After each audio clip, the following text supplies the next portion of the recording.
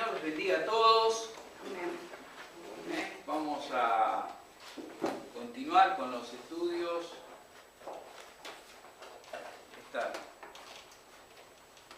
De la Biblia. Estamos hoy, ya nos queda poco, 3 estudios más, y con esto terminamos esta introducción a cómo entender, cómo estudiar, el valor, etcétera, de la Biblia. Y hoy vamos a ver un texto particular que nos va a servir de guía para introducirnos en el estudio, en el libro de los Hechos, capítulo 8, en el versículo 26 al 39, un texto que es conocido, pero que nos va a servir para que podamos aprender, en este caso aplicado a la interpretación y al estudio de la Biblia, el valor y la necesidad de interpretar la palabra del Señor correctamente. Tenga su apunte allí. Vamos a orar ahora. Señor, te alabamos y bendecimos tu santo nombre. Te damos gracias por tu bondad, por tu amor, por la gracia y la misericordia que has derramado sobre nuestra vida. Que perdones nuestros pecados y nuestras faltas y que ilumines nuestro entendimiento y que tu Espíritu Santo esté, Señor, enseñándonos tu santa palabra en esta mañana. Profundiza nuestro conocimiento y que podamos ponerlo en práctica, lo que aprendamos en este día. Te lo pedimos en el santo nombre de tu amado Hijo Jesucristo. Amén y amén. Una de las cosas que tenemos que mirar aquí, en primer lugar, la verdad central, es que la Biblia puede ser interpretada personalmente con la dirección del Espíritu Santo y la ayuda de otras personas. Es decir, cualquier persona, cualquier creyente puede leer la palabra del Señor y va a poder entenderla porque el Espíritu Santo que está en él, y como dice el Evangelio de Juan, Él les enseñará, los guiará a toda la verdad. El Espíritu Santo nos va a estar guiando, pero también necesitamos, en muchos casos, para textos más profundos, textos más difíciles, necesitamos la ayuda de otras personas, ¿no? Hay uno o dos principios o objetivos importantes que tenemos en esta mañana. Primero, poder demostrar nuestra actitud hacia la interpretación personal de la Biblia, es decir, que uno puede estudiar la palabra, qué actitud tiene uno al poder interpretar, al poder estudiar personalmente la palabra del Señor. Y después poder compartir con el resto de la clase cuál ha sido el resultado de este derecho, de este privilegio que tenemos de estudiar la palabra del Señor. Allí en el punto 1, ustedes tienen en forma de preguntas,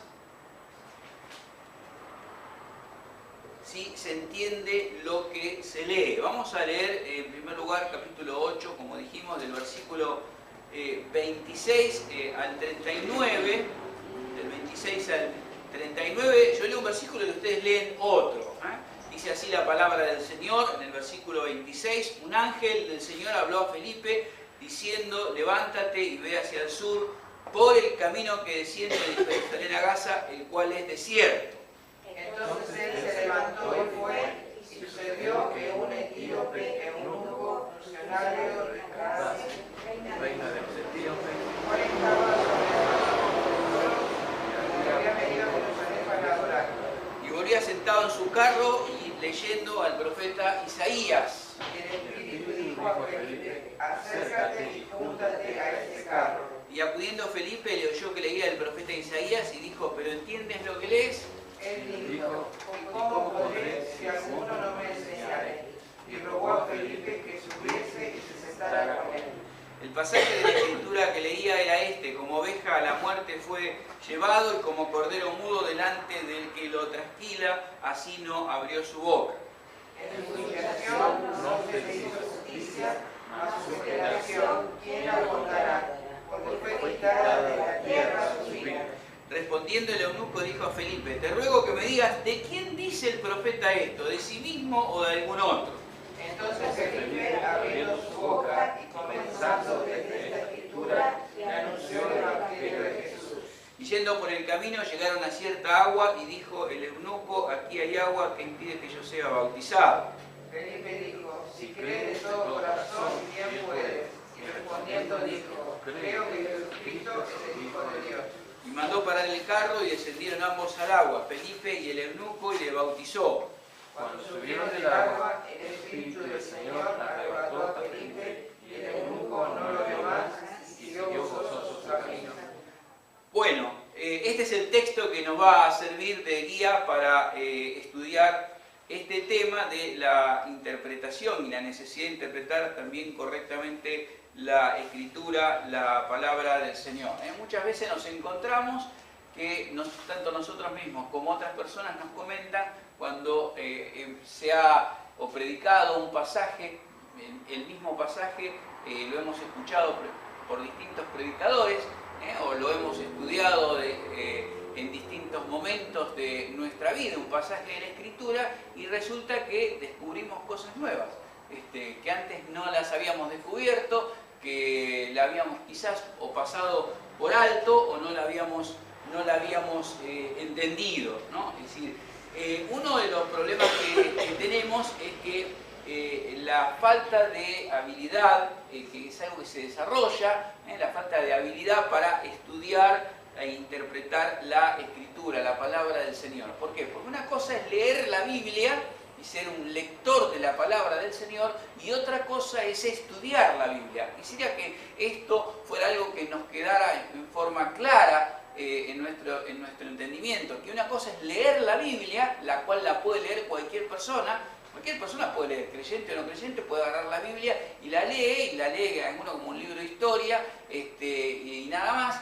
Y otra cosa es estudiar la Biblia aún en distintos grados o niveles de profundidad. Entonces, una de las cosas que tenemos que adquirir para nuestra propia vida espiritual también es aprender a desarrollar esta habilidad de interpretar las Escrituras. Esto no es simplemente un patrimonio de los pastores. Por supuesto, los pastores pueden ir a seminarios, a facultades, estudiar en distintos niveles, pero cualquier cristiano, cualquier hermano, hermana que va en la fe, que asiste regularmente a la iglesia, también debe estudiar la Escritura, y tiene que desarrollar estas habilidades de estudiarla de manera correcta.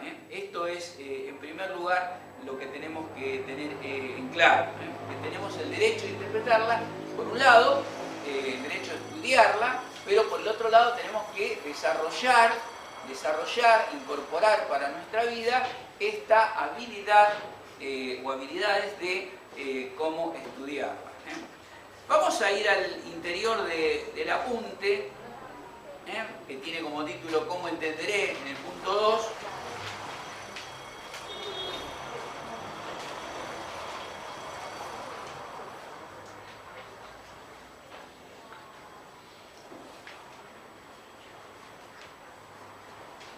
Ahí versículo 26 y 27.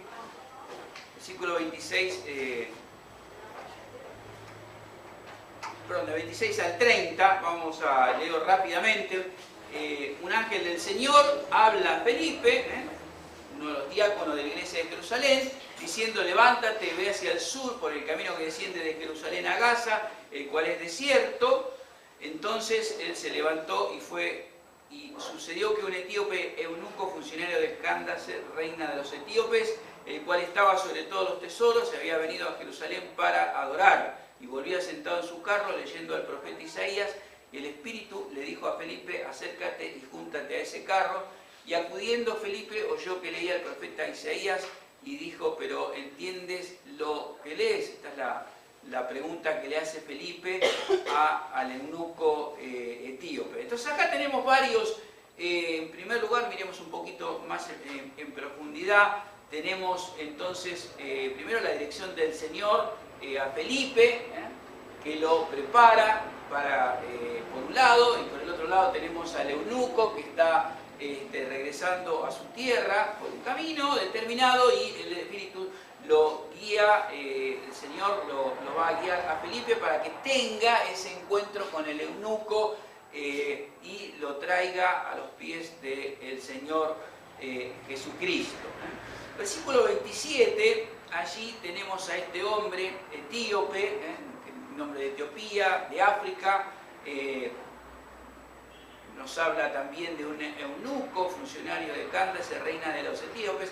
Allí tenemos que ver también que algunos dicen los eunucos funcionaban como autoridades en las cortes más altas de los reinos, y yo diría a veces que lo contrario es lo más apropiado también decirlo, que para funcionar y para estudiar, para trabajar en los lugares más importantes también de los reinos, a las personas los convertían en eunucos, que es distinto. ¿Entiende esto? Es decir, los que cuidaban las mujeres, por ejemplo, las concubinas del rey, eran hombres. Alguna mujer podía haber, pero eran hombres. Y a los hombres los convertían en eunucos, porque la persona no nacía eunuco, porque sí, es decir, de por sí. Era convertido con todo el sufrimiento que eso ocasionaba. Pero lo convertían primero en eunuco, lo privaban de su virilidad masculina, sexual, y entonces recién en esa condición se lo colocaba en ese puesto de autoridad de cuidar, por ejemplo, las concubinas del rey, o estar moviéndose en los ámbitos del Estado, del gobierno, del reinado más altos, ¿no? Por eso cuando a veces uno lee, como acá en el apunte, ¿no?, o en algunos comentarios, si los eunucos servían como en los puestos más altos de la corte, uno dice, bueno, a ver, ¿había que ser eunuco para servir así? No, al revés, para servir ahí lo transformaban en eunuco. Es decir, ¿por qué? Para privarlo de sus facultades viriles, masculinas. Entonces podían estar en contacto con todas las mujeres de los que estaban en autoridad, los reyes, los príncipes, etc., ¿no? Entonces, fíjense que uno cuando habla son dos palabritas, ¿no? Acá, un eunuco etíope que trabaja ahí, hay toda una historia detrás. En segundo lugar, esto que tenemos aquí, la palabra Candace, era el rey de Etiopía, era considerado hijo del sol, entonces no estaba para tratar con los asuntos mundanos en la forma que ellos tenían de entender al rey. Entonces generalmente había un puesto que era de regente, que ocupaba a veces la madre del rey, si es que la tenía, y entonces nos encontramos con este puesto acá llamado funcionario de Candace. Candace era este puesto de regente del reino. Entonces acá, en este lugar tan importante, funcionaba el eunuco, que generalmente a veces eran esclavos que eran muy educados. Entonces imagínense, nadie querría que hubiera algún tipo de relación, que se produjera algún tipo de relación íntima de cualquier tipo que sea violación, sea venganza, sea realmente un amor o lo que fuera, si ustedes quieren. Pero por esa razón quiero llamar la atención a esto, porque es muy importante. Se los transformaba en eunucos, no necesariamente esta gente era eunuco de por sí. Entonces, este hombre estaba en un puesto muy importante, un hombre que, si bien viene de otra cultura, viene de otro tipo de adoración, él es un adorador de Jehová, es un adorador de Dios, y había venido a Jerusalén dice la palabra allí en el versículo 27, había venido a Jerusalén para adorar en la forma en la cual se le permitía adorar a un no judío, no con todos los privilegios que tenía un judío, pero bueno, había un espacio allí en el templo de Jerusalén, un lugar inclusive llamado Patio de los Gentiles, donde ellos podían también estar. Dentro de lo que podía entender, esta persona venía de muy lejos para adorar al Señor, a Dios. Volvía en el carro leyendo al profeta Isaías, Fíjense que dice, versículo 30, acudiendo Felipe le oyó que leía el profeta Isaías y dijo, pero ¿entiendes lo que lees?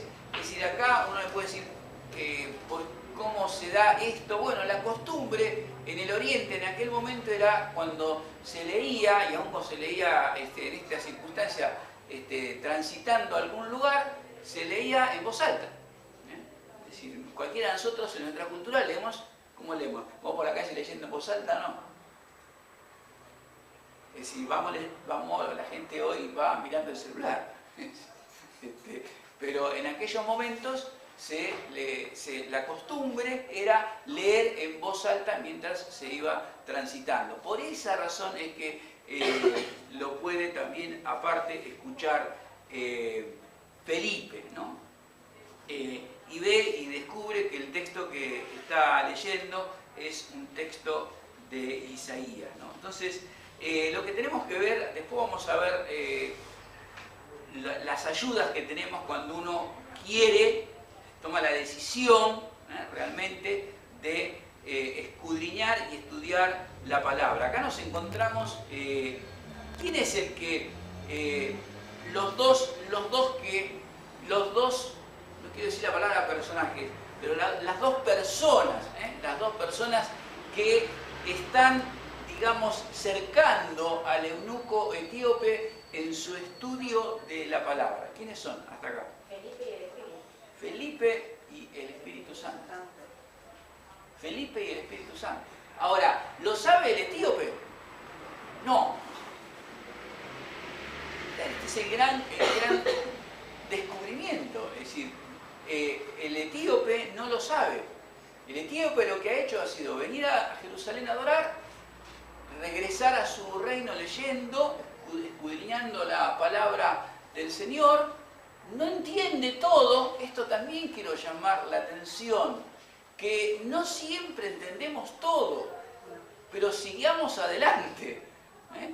Él no entiende todo, pero hay, cercándolo a él, detrás de él, sobre él, están estas dos personas, una divina y una humana, la persona del Espíritu Santo y la persona de Felipe, que Dios ha dispuesto para venir en ayuda de alguien que está dispuesto a escudriñar y estudiar las Escrituras. No a leerlas simplemente como un libro más, sino a introducirse, sumergirse en la palabra, si vale el término, sumergirse en la palabra del Señor y aprender entonces qué es lo que la palabra del Señor dice, ¿no?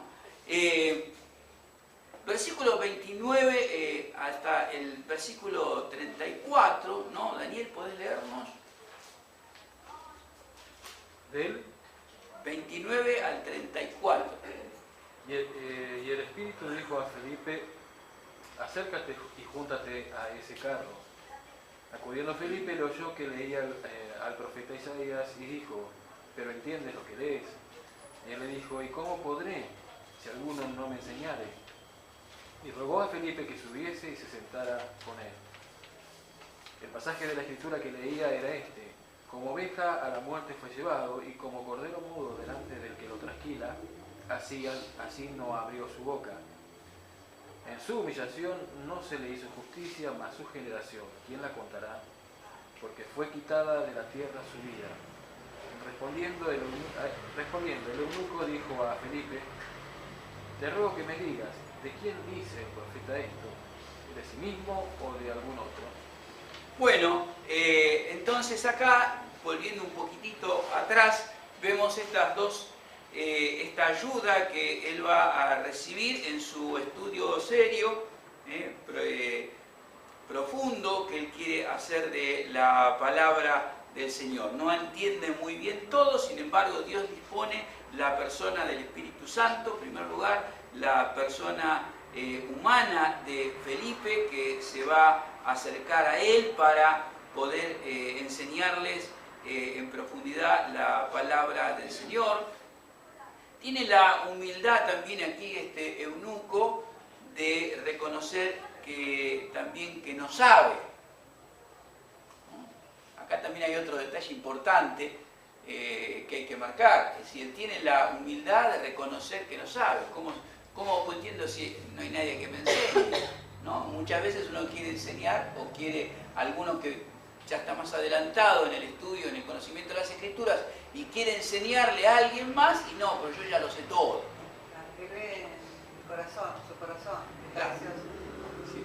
No necesito que nadie me enseñe, ¿no? Como algunos dicen, el Espíritu Santo me va a enseñar. Acá vemos que el Espíritu Santo le enseña, pero también hay una parte humana que le enseña, ¿no? Que es Felipe, ¿no? Que no hay que descartarlo a eso, ¿no? Si no caemos simplemente en un misticismo, y esto a lo largo de la historia de la Iglesia ha sido uno de los grandes problemas. Es decir, muchas iglesias o hermanos sinceros que aman al Señor, pero caen en este error, inclusive de llegar al extremo de impedir que el cristiano vaya a un lugar a estudiar, por ejemplo. Creen de que no es necesario estudiar la palabra del Señor en profundidad, que no necesita, aunque Dios dice la palabra que ha levantado maestros para capacitar al pueblo. Sin embargo, bueno, ¿para qué van a estar los maestros si se impide que haya esto? Por ejemplo, una escuela bíblica para adultos, o un seminario, un instituto, una facultad, etcétera, es decir, donde se pueden adquirir conocimientos mucho más profundos y después volcarlos en la vida de la Iglesia. Entonces acá nos encontramos con un detalle importante de la vida de esta persona que quiere estudiar en profundidad, que es humildad, la humildad también de reconocer que necesita que se le ayude en el resultado, en el estudio de la palabra del Señor, ¿no? El tercer elemento que ayuda, tenemos ya dos, ¿no es cierto? Uno, la persona divina del Espíritu Santo, ¿no? Segundo, la persona humana de Felipe, ¿no? Es decir, estos son medios que nos van ayudando a estudiar la palabra. Tercero, tenemos las Escrituras mismas, ¿eh? La misma palabra de Dios es uno de los elementos que Dios usa para enseñarnos su propia palabra. Es decir, hay textos que tenemos del Antiguo Testamento que los vamos a entender leyendo el Nuevo, o textos del Nuevo Testamento que la única manera que los podemos comprender también es leyendo el Antiguo Testamento. Fíjense allí lo que va a hacer Felipe, lo que va a hacer Felipe, ¿no? Después del versículo 31, allí dice: rogó a Felipe que subiera, se sentara con él. El pasaje de la Escritura que leía era el texto que conocemos de Isaías 53, como oveja a la muerte fue llevado, como cordero mudo delante del que los trasquila, así no abrió su boca. En su humillación no le hizo justicia, mas su generación, ¿quién la contará? Porque fue quitada de la tierra su vida. Entonces, difícil para alguien, primero que no es judío, es un africano, así que ni siquiera nació en la cultura judía, ignora por completo todo, puede leerlo, pero entran a surgir dudas en su mente.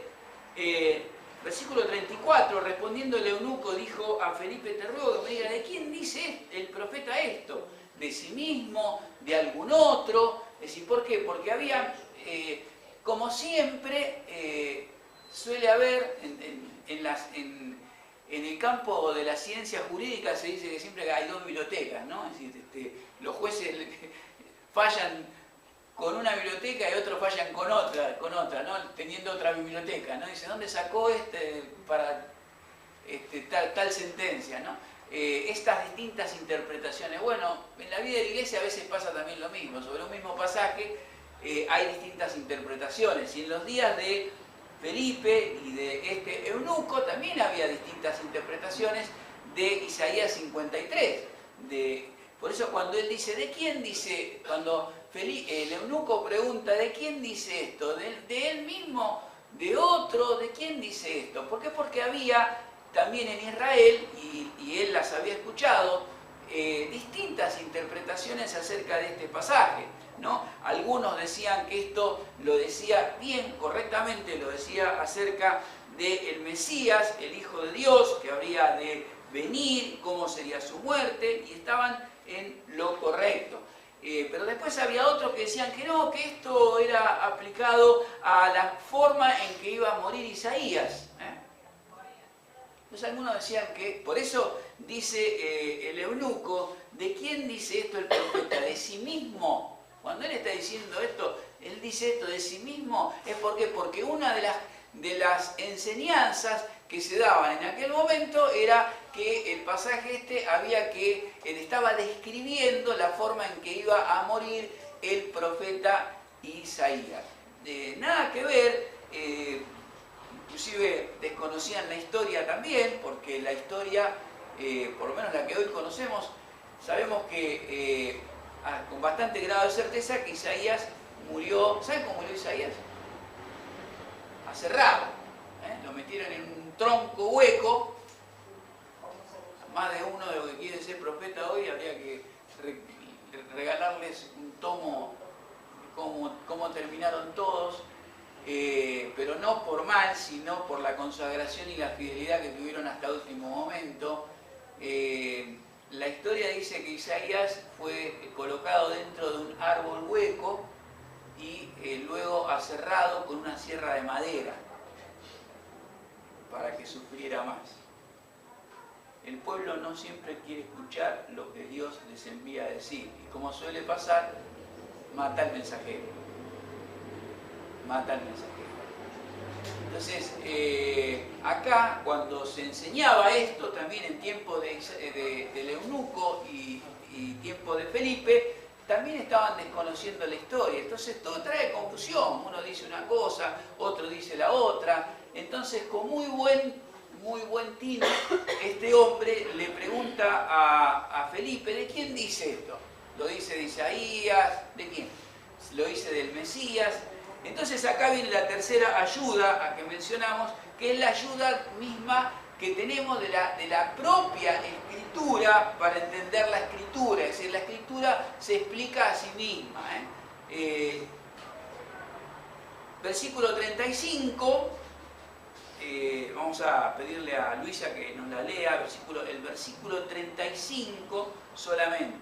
Entonces Felipe, abriendo su boca y comenzando desde la Escritura, le anunció el Evangelio de Jesús. Ahí está, ¿ven? Es decir, ¿qué es lo que hace Felipe? Desde la misma Escritura le va enseñando paulatinamente, desde los profetas, va enseñándole hasta llegar al ministerio de la obra del Señor Jesucristo.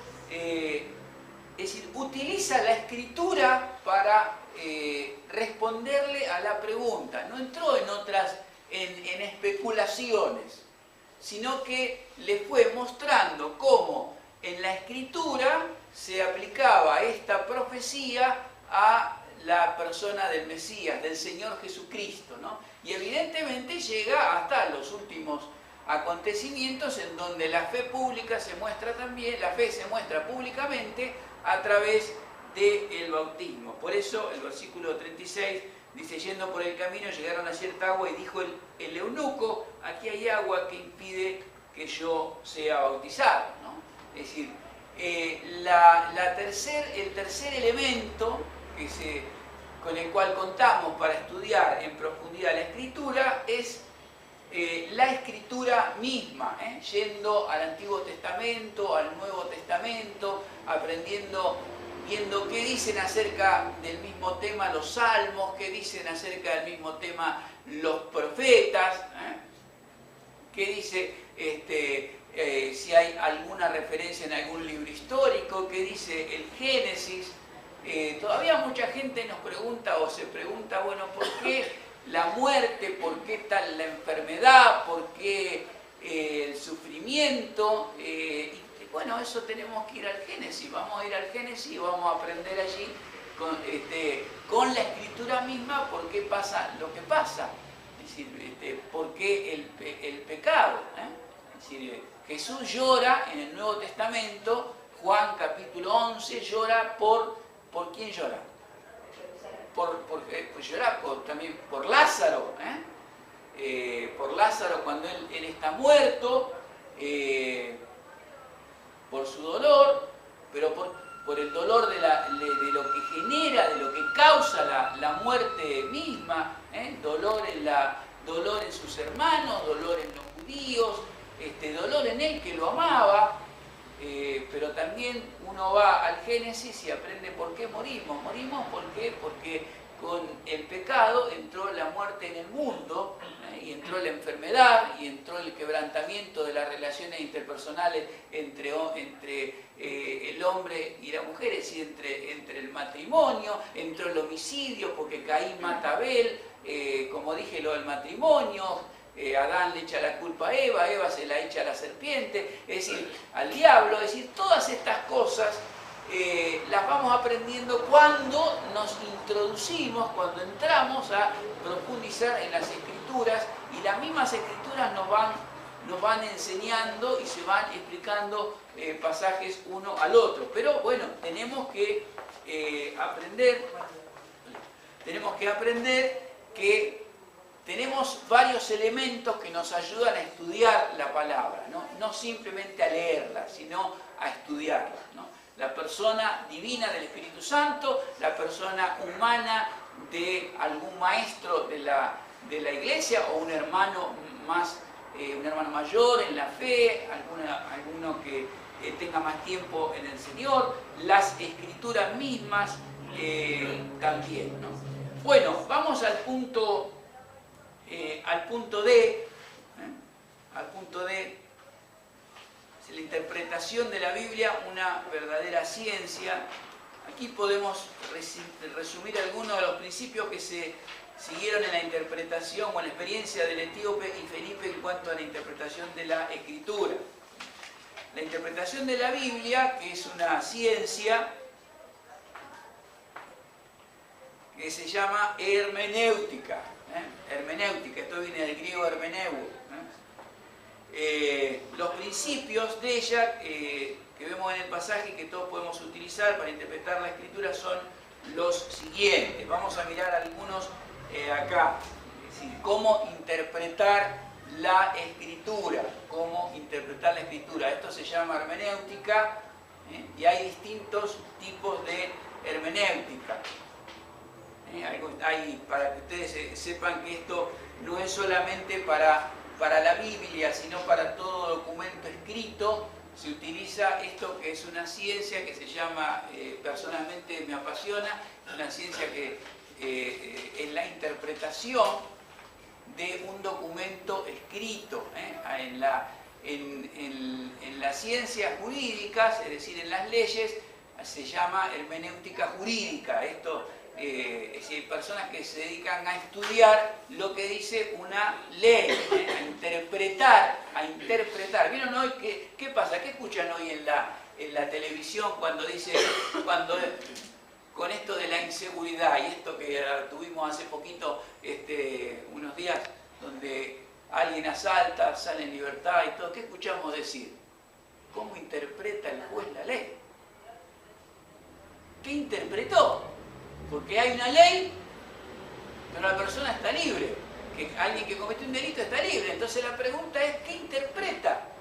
¿Cómo interpretó la ley? Si la ley está escrita, el Código Penal dice tal cosa, ¿qué interpreta? ¿Cómo la interpreta? Entonces, esto de interpretar es absolutamente importante. Acuérdese de esa palabra que es muy, muy importante, la palabra hermenéutica, ¿no? Entonces hay en todo documento escrito, hay para interpretar principalmente los documentos antiguos, hay esta ciencia que se llama hermenéutica. Bueno, vamos a mirar el punto 1, Sofía. Obviamente nosotros como cristianos, vamos a tener otras ayudas que no tiene el que simplemente estudia un documento escrito directamente, ¿no? Sin ser creyente y cualquier otro documento. Sofía, el primer punto 1. Seguir la dirección del Espíritu Santo. El Espíritu Santo es el intérprete supremo. Él fue el que preparó a Felipe para su encuentro con el etíope, porque quería que éste conociera a Cristo en las Escrituras. Ahí está.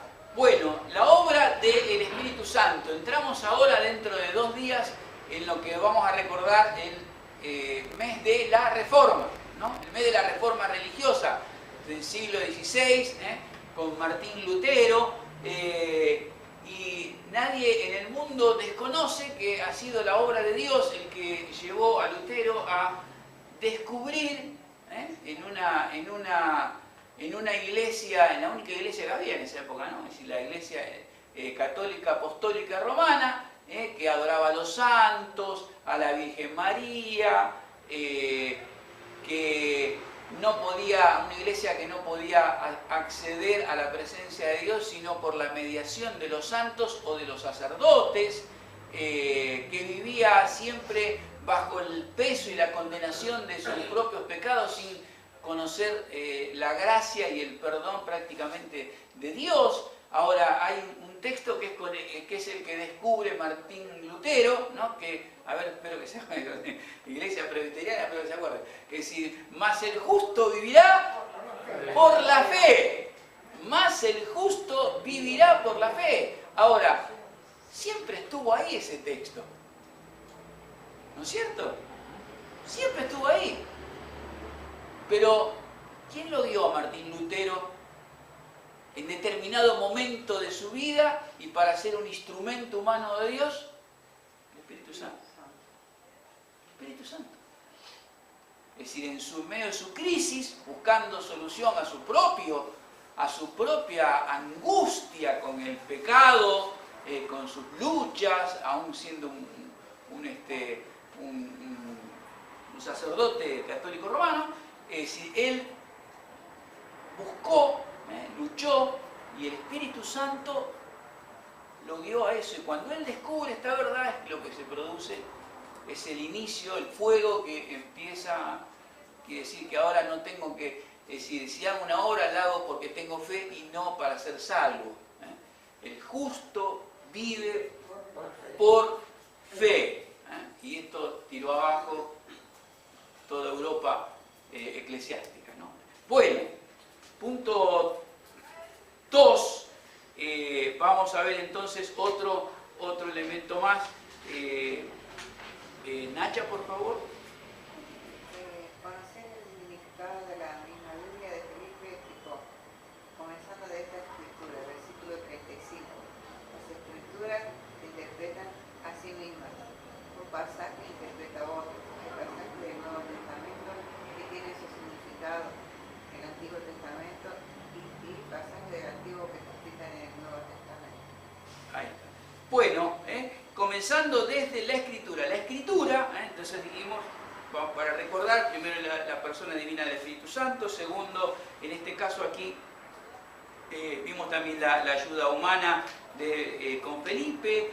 En punto acá tenemos comenzando de la Escritura, es decir, la Escritura misma, que se interpretan a sí misma, que tenemos que ver tanto el Antiguo como el Nuevo Testamento. Por eso ustedes tienen en el boletín siempre, si recuerdan, ustedes van a ver que siempre está, hay pasajes que por ahí pueden resultar difíciles de entender, principalmente en el Antiguo Testamento, pero ustedes fíjense que siempre tienen salmos, tienen profetas, tienen epístolas, es decir, el Antiguo y el Nuevo Testamento, para que podamos ir viendo toda la amplitud de la palabra del Señor, ¿no? Entonces acá tenemos un pasaje del Antiguo Testamento, como Isaías 53, que tiene su aplicación, lo vamos a tener en el Nuevo Testamento, en la persona del Señor Jesucristo, en el sacrificio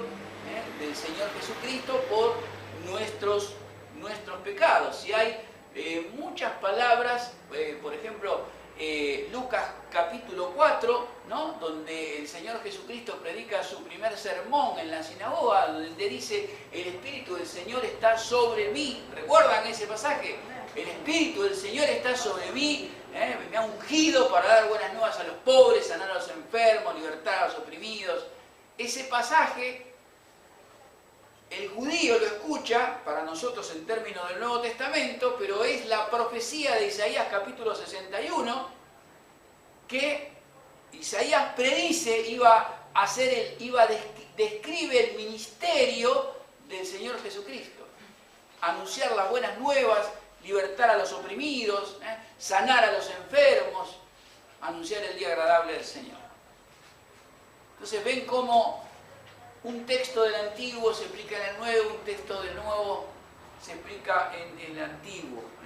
Tenemos, no será en todos los casos así, pero en su gran mayoría, como elemento de ayuda, es indispensable entender esto. Tercero, Mónica, ¿nos podés leer el punto 3? Estudiar el contexto. Hay dos clases de contexto, el contexto inmediato y el contexto inmediato. El contexto inmediato son los versículos que están antes o después del pasaje que se estudia. Es muy importante porque usualmente contiene detalles que son fundamentales para la interpretación recta. El contexto inmediato son otros libros o pasajes bíblicos que nos darán mayores datos. Finalmente, dado que cada uno de los escritores sagrados tuvo un propósito particular para comunicar su mensaje, es importante conocer este propósito. Legítimamente, este es el primer paso en la recta interpretación de la Biblia. En la recta interpretación de la Biblia. Descubrir el propósito del libro en el que está el pasaje que estudiamos. Bueno, cuando lee el final, entonces tenemos el contexto. Acuérdense, yo sé que es difícil, pero para eso está aquí el apunte, ¿no? El contexto inmediato, el contexto inmediato, es decir, aquellos que tenemos más cerca, unos pasajes antes, si estamos con un versículo, un párrafo, lo que dice antes, lo que dice después, quizás en el mismo capítulo, o en uno o dos capítulos, siempre es bueno leerlo, esto nos ayuda a entender cómo viene. Usted cuando lee un capítulo, si habla un capítulo en un libro que tiene una historia, ¿qué hace? Mira, bueno, algunos miran el final, ¿no? Pero uno ¿qué hace? Mira el capítulo anterior, ¿no? Para saber cómo viene la historia. Es decir, bueno, en la escritura es lo mismo. Es decir, si lo vamos a hacer más sencillo es esto. Si vamos a mirar un poquito para atrás, algunos párrafos, un capítulo, dos capítulos, esto nos va a permitir ver cómo viene la historia, cómo el Espíritu Santo guió al escritor para escribir y un poquito después para ver cómo termina, ¿no? Y a veces hay que ir un poco más lejos en otros capítulos, pero esto es lo que significa el contexto mediático, mediato, y el contexto inmediato. Bueno,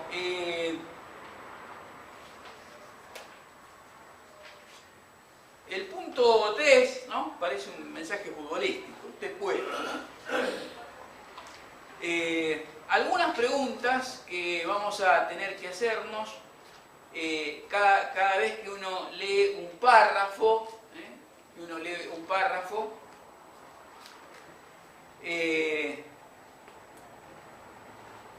nos va a enseñar no a leer, sino a estudiar la escritura, ¿no? Tratar de descubrir, de ver cuál es el tema general de este pasaje, ¿no? Hoy hablamos del momento en que Jesús resucita a Lázaro. Y si uno diría, bueno, me leí todo el capítulo y vi que Jesucristo resucitó a Lázaro, ¿cuál sería para ustedes el tema del capítulo? Aparte de la resurrección, ¿qué es lo que hace Jesús? El poder de Jesucristo sobre la muerte. Y por supuesto uno después va aprendiendo esto, pero ver cuál es el tema, cuál es el tema. ¿Cuál es el tema más mencionado en un capítulo? El capítulo 6 de Romanos. No reine pues el pecado en vuestro cuerpo mortal, no presentéis vuestros cuerpos como instrumento de justicia, etcétera, etcétera. Pero bueno, hay un pasaje que creo que el mismo Jesús le dice a Marta que es para que se vea la gloria, para que se vea la gloria del Señor. La gloria del Señor. Pero digamos, esas señales tremendas es también ver el poder, es decir, hay varios temas y subtemas, ¿no? Para que se pueda ver el poder de Jesucristo sobre la muerte. Cuando uno toma un pasaje y ve que todo el pasaje habla de la sanidad de Jesucristo hecha sobre un paralítico, un ciego, ¿cuál sería el tema central? Poder de Jesucristo sobre la enfermedad también, ¿no? Sobre todo la persona del Señor Jesucristo con sus poderes. Entonces, primero, ¿cuál es el tema general del pasaje? ¿Cuál es la lección principal que este pasaje nos enseña? Tercero, para mí, uno cuando estudia la palabra, cuando estudia un párrafo en su devocional diario, cuando agarra el boletín, dice el pastor me vuelve loco con estos textos que pone todos los domingos, es decir, a ver, leo la palabra, oro y pido la ayuda del Espíritu Santo y me pregunto cuando leo esto, ¿qué tiene que ver esto conmigo? ¿Qué me dice a mí? ¿Qué me dice a mí? Hay algo que Dios me está enseñando con la palabra a mí, es la palabra de Dios. ¿Qué me dice a mí? ¿Qué enseña este pasaje acerca de Dios? 5. ¿Encuentro aquí algún ejemplo que debo seguir? Es decir, ¿hay algo que tengo que empezar a hacer? Porque hasta ahora quizás nunca lo hice.